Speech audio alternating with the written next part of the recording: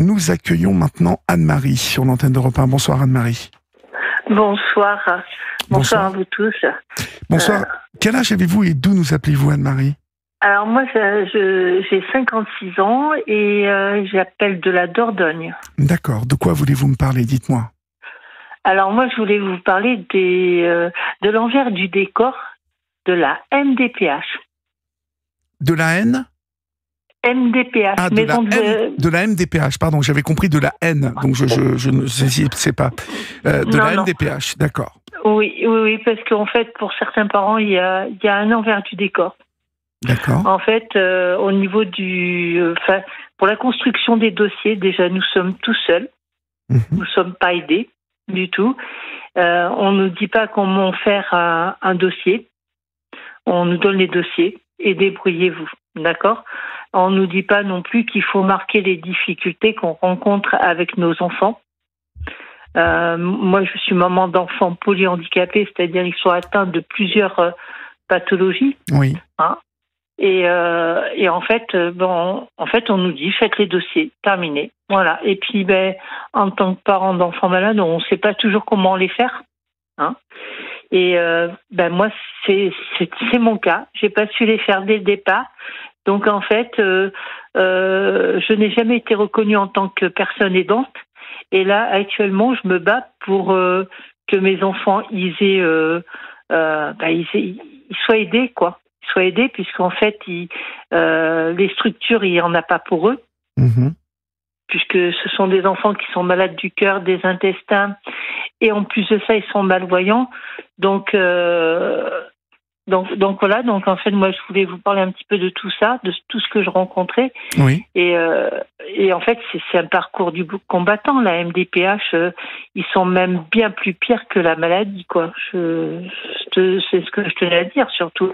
Alors, et en fait, vous savez, je connais pas mal aussi la MDPH, et ce qui est assez étonnant, bien évidemment, c'est d'entendre votre ressenti de la MDPH, là où dans certains départements, ça se passe, selon les départements, ça se passe plus ou moins bien. Vous voyez, je sais que il y a des départements où avec la MDPH, c'est extrêmement compliqué. Oui, dans Dordogne, je pense qu'en Dordogne, c'est fort possible, Anne-Marie, parce que vous voyez, celle de Paris, même si il faut se mettre au tempo de la MDPH, hein, c'est-à-dire la longueur des réponses quand vous les appelez, l'impossibilité de les avoir directement au téléphone, alors que eux, quand ils vous appellent, il faut vraiment être réactif parce que il faut pas rater le coup de téléphone. Mais globalement, il y a quand même pas mal de gens sur la région parisienne. Si vous m'écoutez, vous qui êtes sur Paris et que vous rencontrez des problèmes avec la MDPH, vous appelez 01 80 20 39 21, bien évidemment. Mais globalement, je sais que c'est très inégal le ressenti des gens par rapport à la MDPH selon la région où on est. Mais prenons la Dordogne et la MDPH de la Dordogne où, visiblement, vous affrontez des problèmes avec des enfants polyhandicapés ça n'est pas normal. Oui, tout à fait. Je rencontre des problèmes avec eux, en fait, et cela depuis petit, puisque, en fait, au départ, a été reconnu qu'une seule des maladies, c'est-à-dire la maladie de Hirschsprung, puisque les autres problèmes de santé ont été découverts bien plus tard. Donc, en fait, à 2 ans, 4 mois, j'apprends pour la maladie de Hirschsprung. Donc, ils ont été opérés et stabilisés pour cette maladie. Oui. Et puis à 2 ans et demi, j'apprends qu'ils sont malvoyants. Donc là, double peine. Près. Oui. Voilà, double peine. Et donc, et là, la MDPH, je ne sais pas pourquoi, a jamais voulu reconnaître mes enfants en tant que déficients visuels. Oui. Ils les ont reconnus en tant que déficients intellectuels. Ce qui n'a rien à voir.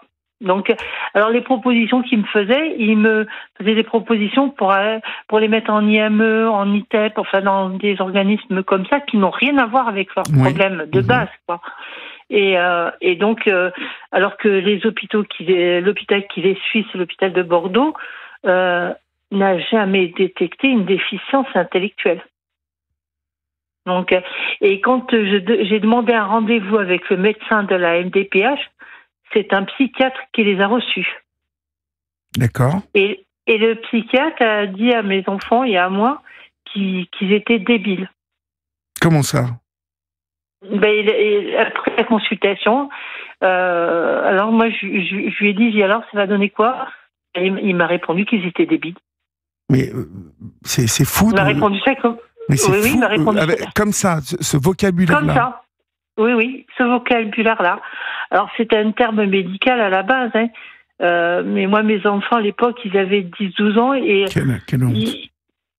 ils se sont imaginés le pire, donc je leur ai dit attention, j'ai dit à mes enfants, attention, c'est un terme médical, donc c'est pas une insulte, hein. J'ai dit mais bon, mes enfants ils l'ont pris pour une insulte, d'accord, parce que dans les cours de récréation, bien sûr que ce mot il est mal utilisé, quoi, d'accord. Vous m'étonnez. Oui, bah oui. Donc voilà, donc et là je suis choquée moi parce qu'en fait je me dis mais vous n'êtes pas un médecin? Il m'a dit si, je suis médecin psychiatre. Et je lui ai dit, c'est parce qu'on vous a pas demandé d'évaluer le psychologique de mes enfants. Psychologiquement, ils vont bien. Donc en fait, et de là, ça s'est entassé, erreur sur les dossiers. Et aujourd'hui, on en est qu'on va au tribunal parce qu'en fait, la MDPH demande une mise sous tutelle de mes enfants. Oh, enfin.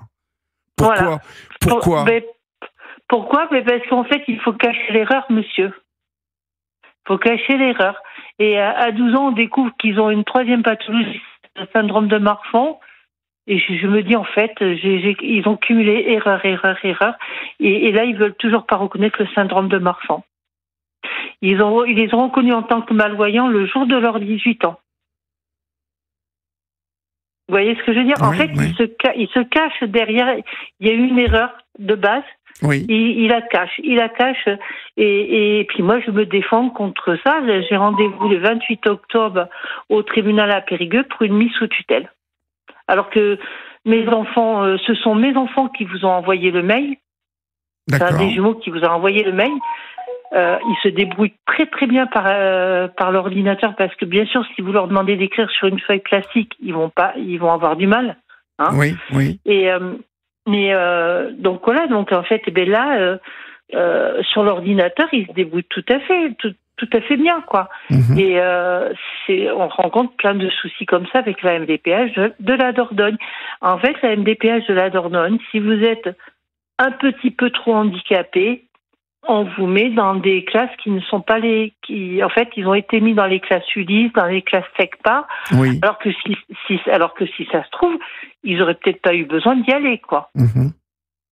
Si l'école avait été adaptée, parce que moi j'ai toujours voulu les mettre le plus possible dans une école normale, hein, mais avec des adaptations, mais il n'y a jamais eu les adaptations de fait, ni par l'éducation nationale, ni par la MDPH. C'est fou, ça, ce que vous nous racontez.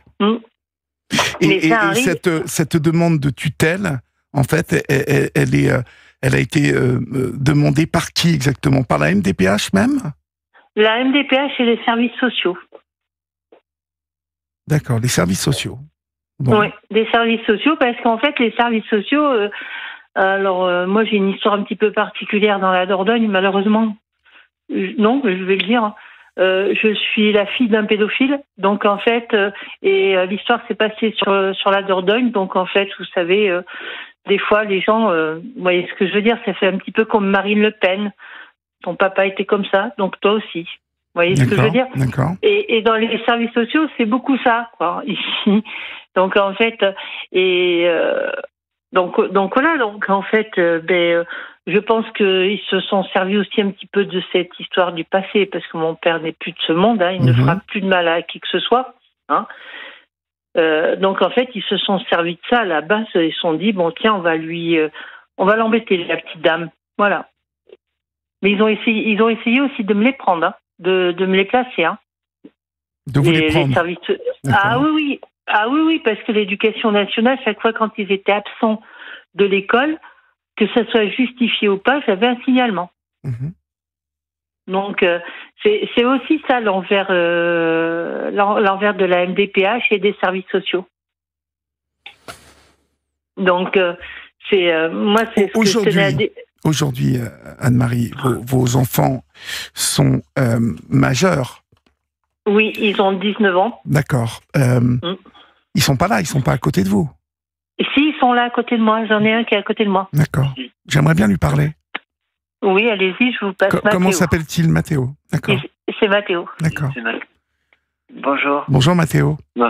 Je voudrais te poser une question. Comment est-ce que tu vis le fait que la MDPH et puis un tribunal, bientôt, là, va décider à ta place et surtout à la place de ta maman, mais je dis surtout à ta place puisque tu es majeur. Comment est-ce que tu vis cet abus de pouvoir finalement? Je le vis un peu mal. Oui. Parce que j'ai pas envie d'être fini sous tutelle. Mm-hmm. Je voudrais quand même laisser une chance. Essayer à prendre à gérer un compte en banque. Oui. Tu te sens capable. Tu te sens capable de gérer un compte en banque. Oui. Oui, je me sens capable de le faire. Puis il y a encore ta maman qui est à côté de vous, qui est très présente. Donc, oui, je suis très présente. Comment vous le vivez, toi et ton frère? Beaucoup de documents, oui. Elle nous aide beaucoup à faire les documents, donc oui, moi, ça ne me gênerait pas. Mm-hmm. Donc, mais quand tu as appris ça, en fait, quand tu as appris que on allait à la place de ta maman, en fait, qu'on décidait que toi et ton frère, vous n'étiez pas capables, hein, finalement, de gérer vous-même vos sous. Ça t'a fait quoi comme effet? Qu'est-ce que tu t'es dit? En fait, je me suis dit, en fait, que j'ai pris ça mal. Ben oui. Et que ça m'a pas fait du bien. Mm-hmm. Ça t'a pas fait du bien. Ben oui. Non. Parce que d'un seul coup, on décide pour toi. Ah oui. Mais je me suis senti rabaissé. Mm-hmm. Oui, parce qu'on considérait finalement que toi et ton frère, vous n'étiez pas capables. Bah oui. Et pourtant, on est capable. Parce que on a même Internet à la maison, on s'en sert quand même à faire des choses. Oui, mais enfin, j'entends, tu sais, je parle avec toi, Mathéo, ouais. J'entends que là-haut, ça marche normalement, quoi. Il suffit de 10 secondes pour entendre que tu n'as pas à être sous tutelle. Ah non. Ah non. Anne-Marie, c'est quoi la motivation de cette décision? Merci Mathéo, mais je vais te reprendre tout à l'heure au téléphone, hein, Mathéo. C'est quoi la motivation? Qu'est-ce qu'ils donnent comme raison à vos enfants? Parce que c'est à eux qu'ils parlent ou à vous qu'ils continuent de parler? Ils ont donné aucune raison. C'est pour ça que je vous dis aucune raison. Ils ont donné aucune raison parce que chaque fois quand j'étais dans le bureau, quand ils ont été convoqués par la centre sociale, j'étais dans le bureau avec eux. Elle a donné aucune raison. Aucune. Je voudrais que vous qui nous écoutez, que vous réalisiez comment, en fait, aujourd'hui, on peut traiter les gens, les citoyens, comme ça. Comment on peut décider que deux jeunes gens là de 19 ans ne sont pas capables de gérer le petit budget qui est le leur en plus, hein, parce qu'on parle pas de milliers d'euros. On parle de... on parle de 235 € pour le moment, parce qu'en fait, ils ont que ça pour le moment. Oui. À partir du mois de novembre, j'ai réussi à leur faire avoir la AH avant l'âge. À partir du mois de novembre, ils auront 1016 €. Mm-hmm. C'est pas énorme. Et en fait, il faut savoir que les tutelles, je pense qu'il faut les payer. Donc, en fait... la tutelle va se prendre un pourcentage sur leurs petits revenus, quoi. Oui, sur leurs petits 230 €. Hein. Voilà, donc en fait, et c'est pas pas normal, quoi. C'est pas alors que moi, je sens tout à fait capable de mes enfants de pouvoir gérer eux-mêmes. Mais ça n'est pas normal. Bien sûr que ça n'est pas normal. Vous avez raison. Bien sûr qu'il faut que je les accompagne quand même encore un peu, hein, parce qu'ils ont besoin quand même, ils sont encore jeunes, ils ont encore besoin d'accompagnement. Oui, 19 ans. Ils ont 19 ans, donc vous n'allez pas les lâcher dans la nature comme ça, bien évidemment. Non, et puis avec la banque et puis avec la banque qu'ils vont avoir et puis eux, on va mettre des choses au point. Je pense qu'il existe tout pas mal de choses où qu'ils puissent gérer eux-mêmes. Et sans forcément se déplacer auprès d'une banque, vous voyez ce que je veux dire, par Internet, on peut faire pas mal de choses maintenant. Oui. Et comme eux, ils se débrouillent très très bien sur Internet, donc je leur fais confiance tout à fait de ce côté-là, quoi. Mais vous pouvez leur faire confiance. Bien sûr. Est-ce que vous voulez que je vous passe aussi Corentin ? Oui, pourquoi pas. Mais vous savez quoi, Anne-Marie, on va laisser passer l'info sur Europe 1 et puis on va continuer à vous écouter juste après, d'accord ? D'accord, ok, ça marche. Très bien, à tout de suite, Anne-Marie. À tout de suite. Je vous rappelle que vous pouvez vous aussi réagir, hein, parce que ces problèmes de tutelle, on en parle sur cette libre antenne régulièrement, que nous avons l'impression, nous ici, qu'il y a de plus en plus d'abus, et puis surtout de plus en plus de décisions comme ça, qui tombent de manière un peu... c'est un peu la loterie, et que souvent, on n'explique pas aux gens, en plus, de quel droit on ne motive pas une décision comme ça, même si elle est de justice. Comment on peut imposer aux gens des décisions comme celle-ci sans leur expliquer ? Voilà, moi je demande à ces juges, à ces tuteurs là, qui visiblement font leur petite cuisine dans leur coin. On va continuer à en parler avec Anne-Marie. Pour l'instant, on va écouter l'info sur Europe 1. Et la suite de la libre antenne, c'est maintenant avec Olivier Delacroix. Merci mon cher Maël, on vous quitte et on vous souhaite une bonne nuit, de beaux rêves. Et puis je ne vous dis pas à demain soir puisque c'est l'excellente Valérie Darmon qui sera assise à ma place, mais on se retrouve lundi. Avec plaisir. À lundi. Europe 1, la libre antenne. Olivier Delacroix.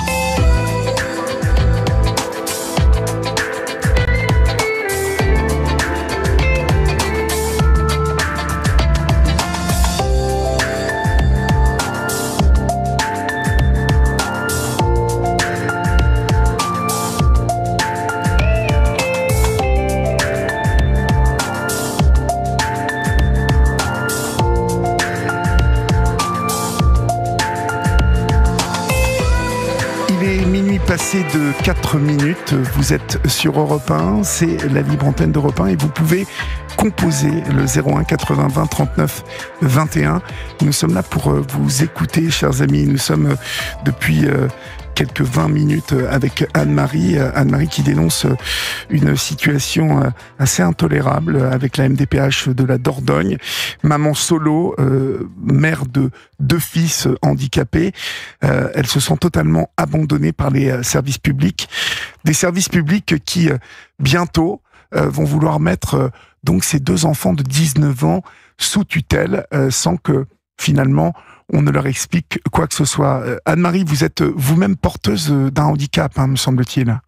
Oui, mais c'est un handicap léger, quoi. C'est pas quelque chose qui me gêne dans ma vie, quoi. D'accord, mais vous vivez avec 890 € par mois. Oui. Donc, je suppose que vous êtes obligé de faire des choix dans votre gestion et que certaines factures doivent être compliquées à payer aujourd'hui. En fait, il y en a une sur 2 qui saute, on va dire, quoi. On va dire, quand je paye une facture, si elle est un petit peu élevée, parce qu'en fait, je passe toujours en priorité les médicaments des garçons, hein, parce que les médicaments des garçons, eux, ne sont pas remboursés. Donc, en fait, c'est soit le loyer qui saute, soit le téléphone, soit... Enfin, voilà, quoi. Je suis obligée de faire des choix. J'ai une question à vous poser. Ces enfants qui sont majeurs, vous m'avez dit qu'ils avaient une indemnité de 135 € chacun par mois. Oui, c'est ce qu'ils ont depuis leur naissance. D'accord. 135 €. Non, 149, pardon. 149 €. Ouais. Comment déjà vivre avec 149 € à 19 ans? On peut pas. Pourquoi n'ont-ils pas le droit à l'AH ou à... Parce qu'ils n'ont pas 20 ans. Ah d'accord, parce qu'ils n'ont pas 20 ans. Voilà. D'accord. Voilà. Et en fait, là, ce que j'ai dû faire, j'ai dû abandonner les 135 €, dire à la CAF, non, moi je vais abandonner tout ce qui est allocation familiale et la CAF, enfin et l'AEH. On m'a dit pourquoi. Je lui ai dit parce qu'en fait, moi je préfère qu'ils touchent 1000 et quelques euros chacun, parce que ça me permettra de pouvoir leur payer leurs médicaments et leurs lunettes. Hein. Et donc en fait, la dame, elle m'a dit oui, c'est pas bête. Donc je leur ai demandé comment je pouvais faire. Et c'est une dame de la CAF qui m'a dit il faut les mettre colocataires de votre logement. C'est ce que j'ai fait avec mon propriétaire. Je les ai mis colocataires de mon logement pour qu'ils arrivent à obtenir la AH avant l'âge. D'accord. Et vous pensez que ça va marcher, ça devrait marcher? Oui, c'est bon, ça marche. Ça marche. D'accord. Je vous le dis. Donc, là, à partir du mois de novembre, ils vont avoir 1000 et quelques euros chacun. D'accord. Donc, plus mes 890 €. Donc, ça devrait le faire financièrement maintenant.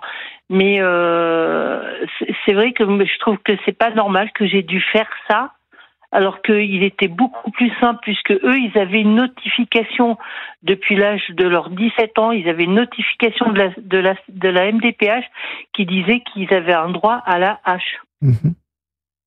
Et en fait, c'est la CAF qui a dit non, c'est à partir de 20 ans. Et donc je leur ai dit non, moi j'ai dit non, la MDPH a dit ils peuvent avoir la H, donc vous la leur donnez. Et en fait, c'est la CAF qui refusait de leur donner, sous prétexte que je touchais encore quelques allocations familiales les concernant, qui n'étaient pas lourds, qui étaient d'environ 600 €. Hein. D'accord. Donc c'était vraiment pas lourd, quoi. Donc je leur ai dit, moi je préfère perdre tout ça et qu'ils gagnent 1000 € chacun. Donc voilà quoi, c'est pour leur faire un petit peu d'argent pour eux. Bien sûr que malheureusement ils vont devoir m'aider à payer un petit peu le logement, mais pas l'intégralité, puisque moi j'ai aussi de l'argent de mon côté, quoi. D'accord. Donc en fait, donc voilà, c'est sûr que ça va mettre un petit peu de beurre dans les épinards, mais là où je comprends pas, c'est pourquoi, vu que Mathéo et Quentin sont malvoyants pour certains gestes quotidiens de la vie, comme parce que vous les voyez pas, mais en fait ils sont très très blancs de peau, ils ont les cheveux blonds et une barbe très blonde. Donc eux, pour se raser, vu qu'ils y voient pas, c'est hyper compliqué. Il y a plein de petits trucs comme ça, c'est des petits détails. Mais comme j'expliquais à votre collègue tout à l'heure au téléphone, où par exemple, je suis obligée de rentrer dans la douche quand ils savent plus où est la bouteille de shampoing. Vous voyez ce que je veux dire? Donc, je suis obligée de leur couper les ongles parce que c'est quelque chose qui est compliqué pour eux. Je comprends parfaitement, et c'est là où, si vous voulez, au-delà du fait que vous les assistiez et que vous allez continuer à vivre tous les trois ensemble, pour le moment, bien sûr. tout cas, je ne vois pas en quoi cette décision de les mettre sous tutelle va arranger quoi que ce soit. Si vous voulez, pour moi, dans cette décision, je ne vois qu'une complication qu'on vous impose à tous les trois. Oui, mais c'est ce que moi je le ressens comme ça, une complication encore une fois. Oui. Où je me dis, mais en fait, j'ai fait ça le boulot dès le départ, et puis maintenant, j'ai l'impression qu'on va me mettre de côté, et pas mes enfants, pas de la part de mes enfants, que les services sont ces services-là, au lieu de m'aider à la maison, de m'aider à faire les choses, me mettre complètement de côté, comme si je valais rien. Vous voyez ce que je veux dire? Oui, je vois parfaitement, oui. Et donc moi je le ressens comme ça, et je me dis non, faut pas m'exclure, parce que si on m'exclut de leur vie, je suis la médecine l'a toujours dit, je suis leur premier médicament, quoi. Vous êtes leur premier rempart, surtout. Ben, oui, je suis leur rempart. Oui. Et j'ai l'impression que la MDPH et les services sociaux veulent que Mathéo et Corentin veulent les faire partir, vous voyez. Ils veulent les faire partir de la maison. Oui, oui, les faire partir de la maison pour les mettre je ne sais où. Et puis de toute façon, je vais vous dire quelque chose, ça va peut-être vous choquer, mettre une mesure de tutelle. J'ai pas l'impression que ça sert beaucoup à aider les gens, parce que si vous regardez dans la rue, la plupart des clochards sont sous tutelle. Ah bon? La plupart, oui. Moi, j'en connais. Je côtoie pas de clochard, monsieur. Mais il y a pas très longtemps, j'ai aidé un clochard, et là, il me dit quoi? Il me dit, faut appeler ma tutelle. Ah, d'accord, il faut appeler ma tutelle. Vous voyez, voilà. Je découvre complètement ce que vous me dites. Voilà. Ben moi aussi, j'ai découvert ce jour-là, et je me dis, mais je dis, elle fait quoi votre tutelle là? Elle vous laisse dans la rue? Donc, vous croyez que j'ai envie de choses comme ça? Bien sûr que avec non. Mes enfants? Bien sûr. Donc voilà. Donc, bien sûr que non. Puis moi, mes deux petits, ils ont des grands frères aussi, qui après moi pourront s'en occuper. Donc je me dis, mais c'est quoi cette société qui veulent prendre deux jeunes hommes, les éloigner de leur famille, faire comme si on était des étrangers, mais c'est juste pas possible. Mais je ne vois pas, le bon sens de cette décision. Je ne le vois pas. Non, moi je ne le vois pas non plus. Moi j'ai l'impression que c'est plus pour détruire une famille, ma famille, que de nous aider.